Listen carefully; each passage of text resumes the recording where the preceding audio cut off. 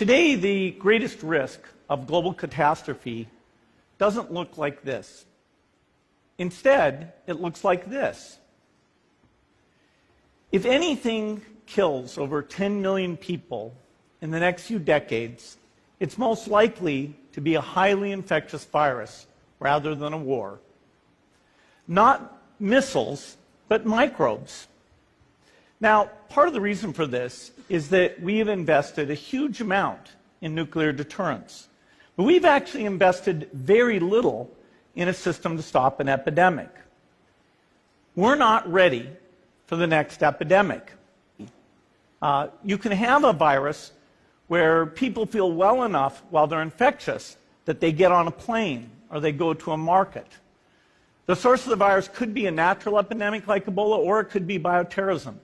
And so there are things that would literally make things 1,000 times worse.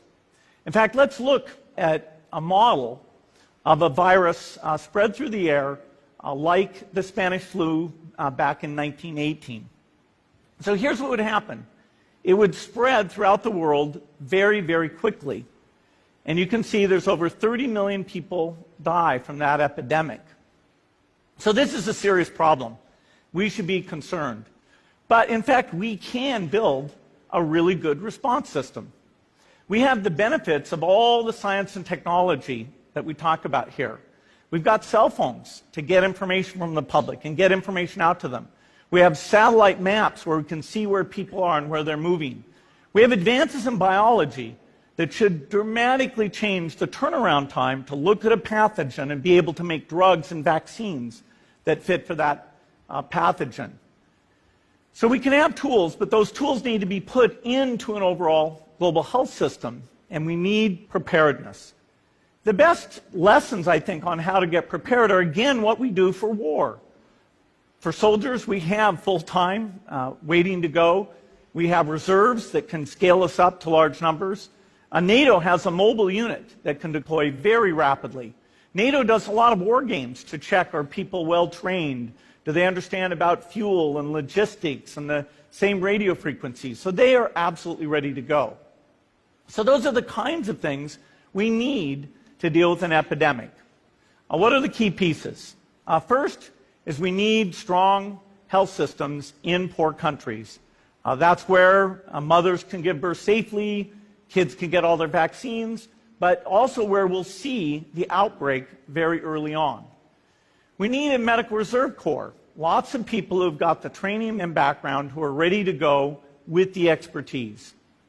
And then we need to pair those medical people with the military, taking advantage of the military's ability to move fast, do logistics, and secure areas. We need to do simulations, germ games, not war games, so that we see where the holes are. The last time a germ game was done in the United States was back in 2001, and it didn't go so well. So far, the score is germs 1, people 0. Finally, we need lots of advanced R&D in areas of vaccines and diagnostics. There are some big breakthroughs, like the adeno-associated virus, that could work very, very quickly. Now, I don't have an exact budget for what this would cost, but I'm quite sure it's very modest compared to the potential harm. The World Bank estimates that if we have a worldwide flu epidemic, global wealth will go down by over $3 trillion, and we'd have millions and millions of deaths. These investments offer significant benefits beyond just being ready for the epidemic. The primary health care, the R&D, those things would reduce global health equity and make the world more just as well as more safe. So I think this should absolutely be a priority. There's no need to panic. We don't have to hoard cans of spaghetti or go down into the basement. But we need to get going because time is not on our side. In fact, if there's one positive thing that can come out of the Ebola epidemic, it's that it can serve as an early warning, a wake-up call to get ready. If we start now, we can be ready for the next epidemic. Thank you.